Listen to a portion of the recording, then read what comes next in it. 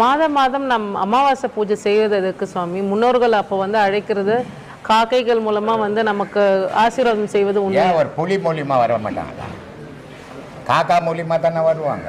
ஒரு ஊரெல்லாம் அமாவாசை கொண்டு போய் நீ சோறு வச்சுன்னா காக்கா வந்து சொன்னாது. ஏன்னா அது பக்கத்து வீட்டில் துண்டு போட்டிருக்கோம். ஒரு புலிக்கு வந்து அமாவாசைக்கு சோறு வச்சுட்டுன்னா எங்கள் தாத்தா வந்துக்கிறாரு புலி வடிவில்னா நியாயம் இது.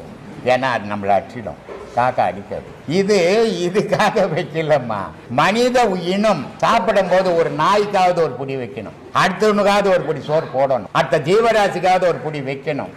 இது மனித தர்மம். அதுக்காக வச்சுட்டு இப்போ இந்த வீட்டில் இருந்துட்டு வேற ஊருக்கு காலி பண்ணா அங்கத்துக்காக அங்கே வருமா?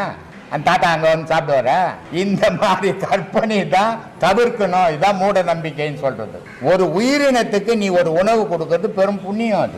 அதுக்காக எல்லாத்துக்கும் கொடுக்கலாம், தப்பு கிடையாது. பூனைக்கு கொடுக்கலாம், நாய்க்கு கொடுக்கலாம், காக்காவுக்கு